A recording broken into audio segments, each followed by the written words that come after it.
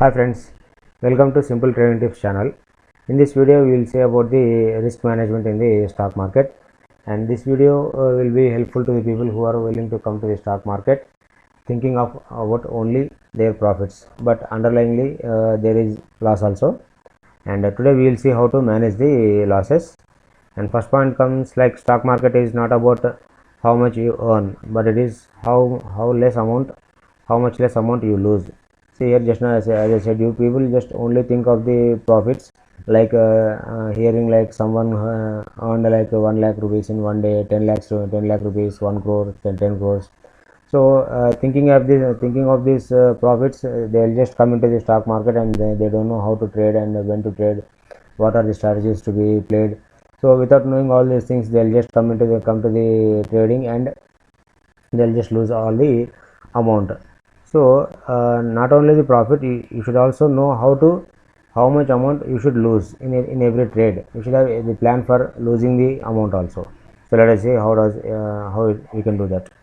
Risk management helps us to cut the losses in our trading by using stop losses, hedging, and many other ways. Just now, as I said, there are some methods which we can where we can mitigate the losses. Suppose you have entered a trade of XYZ stock at the price of 100 rupees, thinking that it will go to 105 rupees. What if the stock price comes to 90 rupees or 95 rupees?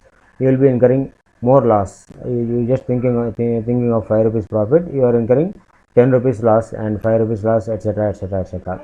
So in order to reduce this loss, what we'll do is we'll put a stop loss. Like, what is the stop loss means? We'll put a like a trigger price, like 2 rupees or 1 rupee or 1 rupee 50 paise. What does that mean? Means if the stock price moves down, that is opposite direction. If it moves from 100 to 98 or 97 or 99, what it does is it just triggers the stop loss, and you will be left with only minimum loss. Suppose the stock has moved 10 rupees in your opposite direction, but as you put only 2 rupees stop loss, you will be incurred only 2 rupees loss. Okay, that 8 rupees will not be incurred to you. So in this way we can protect your capital by using stop loss. And one more method is hedging. Hedging is done in derivatives. Derivatives means like futures and options are called as derivatives. We'll discuss regarding this hedging in next coming classes. And hedging means like generally people will take one future lot, thinking the price will move above. And what about to protect that trade, they will take one more lot in the opposite direction. So they will buy one lot and they will sell one lot at the same price. So even if the price goes down in the opposite direction, as they have sold one lot, that loss will be protected in that hedging position. So in this way they can protect their capital, and they will be left with minimum loss or minimum profit. So at last they will be getting some profit. So in this way we can minimize our risk management. And there are some other techniques. Okay, and protect your trades by hedging your positions. That is, always take trade opposite to your positions, so that whenever the market reverses, your losses are mitigated. Just as I said you regarding the hedging, they will buy one lot and they will sell one lot. If the price goes, the buying lot will give the profit, and if the price goes down, the selling lot will be giving the profits. At last they will be the loss will be covered, and they will be left with minimum profit or no profit, no gain. And next, you should know that which levels to exit the trades. That is, how much profit or loss you are ready to take before entering the trade itself. See here, before entering a trade, it should be planned what strategy to be followed, where to enter, how much profit we can expect in the trade, and what about if the price goes anti direction. So how much loss you are ready to take. So what is the capital, and in that capital how much loss you are able to bear. So everything should be planned before entering the trade, and you should execute it perfectly. Then only you can remain long in the market. Next, sizing of trades. Generally, if you have 10 lakh rupees in your account, you should trade with only 1% to 1.5% of your capital. That is, here it is 10,000 to 15,000 rupees. See, what does this line means is, suppose you are having 10 lakh rupee capital, and do not put total 10 lakh rupees in one trade, and in a single day, if there is a chance of the price moving in your opposite direction, you will completely lose your initial investment. So for that, what you should do is, you should trade for each and every trade. You have to put only 1% or 1.5% or 2% of the total investment in your each trade. Then only you should take the trade. Or else, if you put like 10% or 10%, 15% or 20%, then within no time you will be losing all your investment and you will be kicked out of the market. See here, if you want to win the game, you should be in the game. By protecting your capital, you can be the market for a long time, and gradually you can earn profits. What does this line mean? If you want to win the game, you should be in the game. Suppose if you came to stock market like taking it as a profession, and you want to earn some money, okay, and some million, you want to become millionaire or billionaire. So what happens is, if you put total 50%, 60%, 30% of your investment in each trades, and if those trades goes in your anti direction, then you will be left with no investment and you will be kicked out of the market, as I just now said. So if you want to be in the game, you should plan your trades like with only 1% to 1.5% of your capital. You have to venture only 1 to 1.5% or 2% of your capital. That is, in 10 lakhs, you should put only 10,000, 15,000. You have to trade with less amounts of the investment in which you are having.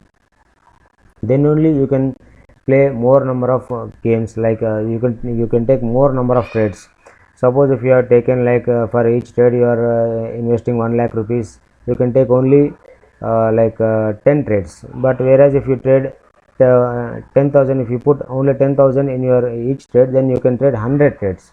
So there is more probability when you are taking 100 trades, there is more probability to take the profits, and you can still be in the stock market at last. By gaining experience, after doing 100 trades, you will gradually know the things, and you will gradually increase your knowledge, strategies, skills, and everything you will increase, and slowly you will be making the profits. So in this game, actually, this is the main point. Generally what people think is like, no, I have this much of investment, I will venture total the investment, and let me take the trade, whether do or die. So that is not the intensity in this stock market. That is not the role in this stock market. Those people will not fit into the stock market. So slow and steady wins the race. Learn slowly, put small amounts in each and every trade, learn from every trade. Then you gradually increase your knowledge, and gradually increase your strategies, gradually increase your discipline, everything you need to learn and increase, and then you can earn profits in the later sessions also. And next point is, timing of trading is also plays a vital role. Generally 9:15 a.m. to 10:30 a.m. and after 2:30 p.m. markets are volatile, and the stocks have huge volatility. What does this line means? So as a beginner, you should know when to trade, at which time the stock market acts, and which way. So you should definitely know that, and you should take the trade. Generally what happens is, the stock market starts at 9, and between 9 to 9:15 and 9:15 to 9:30, these are 2 slots, and from 9:30 to 3:30 this is the main trading session. So 9 to 9:15, what happens is, the previous day orders will be executed, and it takes a position, and from 9:15 it shows the direction. So from 9:15 to 10:30, almost 9:15 to 10:30, all the orders will be executed heavily. So we cannot find the exact direction of the market. So better to leave from 9:15 to 10:30, better to leave the trade. And after 10:30, what happens is, the market finds a clear direction, whether it upside or downside. Then if we can take the trade at that time after 10:30, then we will be in the safer side. Because due to volatility, what happens is, suppose for the first 10 minutes the market is rising, and you will go for buy side. thinking that market will rise, but what happens is suddenly due to volatility it comes down and your stop loss hits and it triggers and you will get loss. So this is due to this volatility we have to take trades after 10:30. It is more better, and it is better to stop after 2:30. From 2:30 to 3:30 also the trades will be very volatile, because the European markets and the other markets will start at that time, and there might be a chance of some news coming out, and all these news or markets will influence our Indian stock market. So avoid trading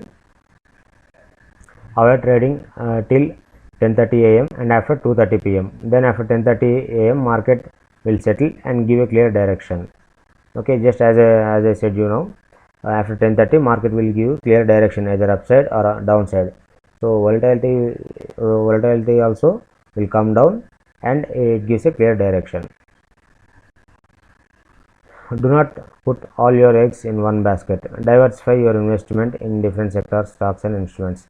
Okay, this is not actually regarding intraday trading, but this is regarding investment. So here this is the famous quotation: do not put all your eggs in one basket. Suppose you have 10 lakhs of investment, do not put all the 10 lakhs and put in one stock or put in one sector. You should divide your investment in different sectors and different instruments. Like instruments means you have gold, mutual funds, stocks and trading, everything. And sectors means we are having sectors like FMCG sector. FMCG sector means fast moving consumer goods like DMart, Britannia, Marico, etc. And banking sector like HDFC Bank, ICICI Bank, Axis Bank. And IT sector like TCS, Infosys, Wipro. In this way we are having many sectors. So if you diversify your investments in different sectors and in different investments, then the risk also will be mitigated. Consider, like, if you have put 10 lakh investment in one company, and in the overnight if there is any bad news in that company, the stock price might not come to zero, but what if the stock falls down to 50%? So you are left with 5 lakhs investment itself, and you will incur a loss of 5 lakhs. So that's why it is better to diversify your investments in different stocks, sectors and instruments. Okay, this is about the risk management in stock market. So think twice before coming to the stock market. Thank you.